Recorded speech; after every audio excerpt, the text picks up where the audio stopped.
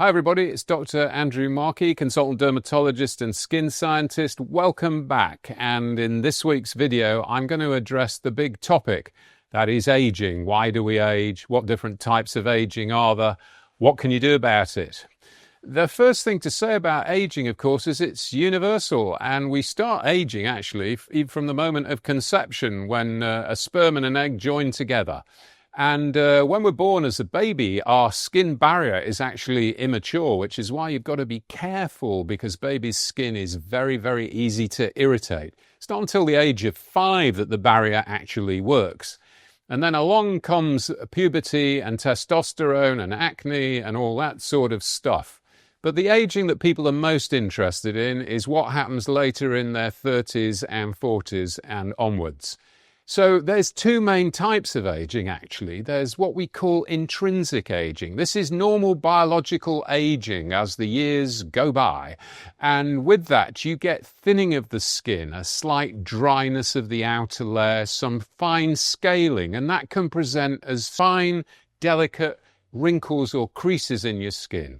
If you look at an area of skin, such as in your armpit, for instance, that hasn't seen very much sunshine, that will actually show you what intrinsic skin aging looks like. This is compounded, particularly in women, at the menopause, when over a 5-year period, you can lose up to 30% of the actual collagen in the dermis of your skin. But the main component of aging is what dermatologists call extrinsic aging, and that's where outside factors, particularly sunshine, pollution, cigarette smoking, don't smoke, these have a significant effect on producing chronic inflammation and aging changes in the skin, what we call photoaging. There are characteristic changes in that. You get a roughening of the skin, a dullness of the light shining off your skin. You lose glow.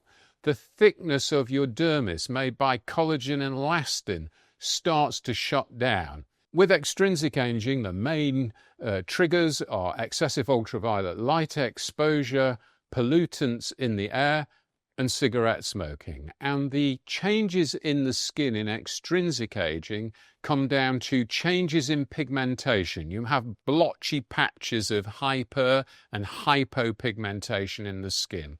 Red blotches of broken blood vessels are very common. The skin might take on a slightly yellow or sallow appearance, and the texture of the skin feels somewhat thickened. When you look down the microscope at extrinsically aged skin, there's collections of abnormal tissue, what we call elastotic tissue, that show the ultraviolet light damage on the skin. And this leads to sagging and bagging of the skin, deep wrinkles and deep folds. People often confuse this as normal aging of the skin, and it's no such thing. Photo damage of the skin is a low-grade inflammatory disease. There's nothing natural about it. It's entirely preventable and can be helped to some degree with treatments. So the question is, what can we do about the aging process in the skin? Well, at this moment, to address intrinsic aging, there's no real good evidence base that anything will have an impact of significance on intrinsic aging. But in extrinsic aging, obviously, stopping smoking, which is catastrophic for your skin, is a must. Pollutants in the air obviously have an impact, and you can try to avoid heavy polluted areas, both at work and at play.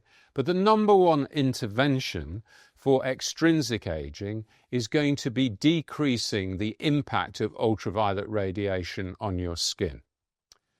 There are a couple of approaches to sun management that are important. The Australian Sid the Seagull campaign is the most effective public health campaign there's been for reducing light exposure. Sid the Seagull tells us to slip on a t-shirt, slop on a sunscreen, slap on a hat, seek some shade and slide on some sunglasses. And by reducing your overall ultraviolet radiation exposure. This can have a big help on your ultraviolet light exposure. The second active thing to do is the use of a broad-based sunscreen, active against both UVA and UVB rays.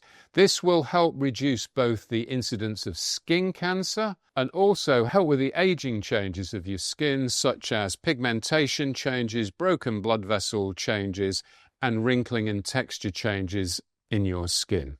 There is a study carried out in Australia on over 900 patients called the NAMBOR study that compared the aging results of one group of patients who used sunscreen every day with a separate group of patients who used the sunscreen as and when they felt like it. And they measured the changes of aging on the skin by taking molds from the skin profile on the backs of the hands. And after 4.5 years, there was no actual progression in the aging change of the skin seen in those patients who put their sunscreens on every day, no matter what the conditions were. Whereas in patients who just put sunscreen on as and when they wished to, showed the expected ongoing progression of aging. This is one of the very few randomized controlled trials that suggest that regular sunscreen use can actually stop aging. But such studies are extremely limited.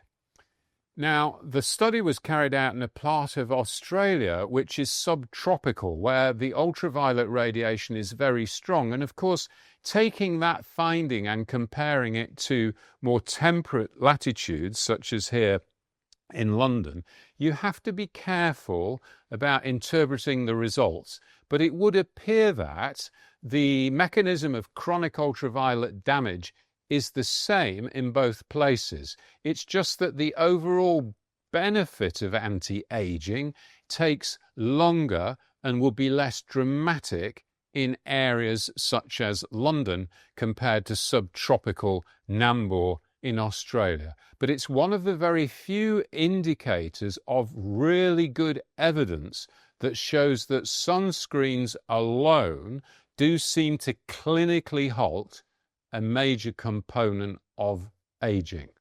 So it's very exciting and very hopeful. Beyond sun avoidance and sunscreens, there are some topical products that can help, certainly with the appearance of aging of the skin. Anything available across the counter cannot claim to produce structural changes in your skin. That's a drug claim. But cosmetic claim helping with the appearance. Good simple things to use are moisturizers, which by hydrating the outer layer of your skin makes fine lines and wrinkles less noticeable.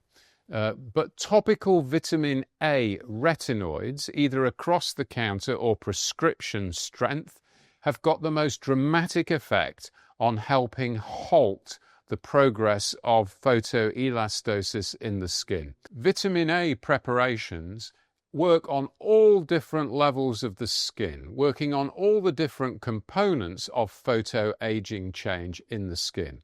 Obviously, across-the-counter retinoids are not as potent as the prescription retinoids. They have to be converted to the prescription form full-blown retinoic acid before they have any effects, but they can certainly be helpful getting you started on the skin, but you may want to progress to prescription strength retinoids down the line.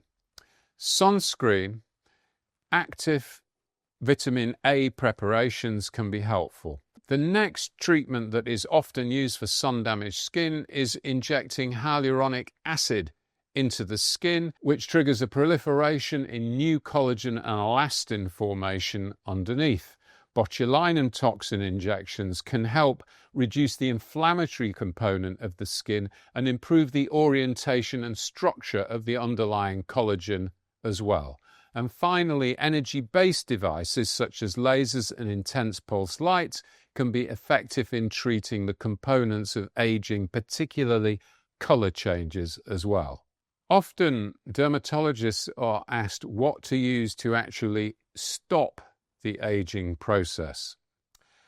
Well, such a claim is not able to be made by across-the-counter products. So this means that any cream that you use cannot claim to stop the aging process. It can certainly claim to improve the appearance of your aging skin. But asking a product to stop the aging process really takes you into drug-only territory. And in fact, authorizing authorities across the world don't allow people to claim that the aging process is actually stopped. You can claim that you can slow the processes down, but no country allows the claim that you can halt the aging process, because to prove that would be beyond the pockets of even the richest cosmetic or drug companies. But of course, the subdivision of medicine known as longevity medicine is trying to find compounds that can not only stop but reverse. But we await any convincing evidence. So I hope that in that brief overview of aging, I've managed to explain how, although it's inevitable from an intrinsic aging point of view, there's loads we can do to minimize the impact of extrinsic or photoaging. There's good evidence that sunscreens are helpful in stopping and slowing this procedure alone. And there's good scientific evidence that the retinoids, vitamin A compounds, can be also helpful and supportive together with the sunscreens. But if you are interested in aging changes and your skin, and you're still smoking, time to revisit that habit, because it has a significant impact on visible changes to your skin, both texture-wise and colour-wise. So I hope you found that very helpful and of practical use, and tune in next week and I'll be covering another subject, and there'll be bits and pieces across the social media channels around this topic. Thanks a lot. See you soon.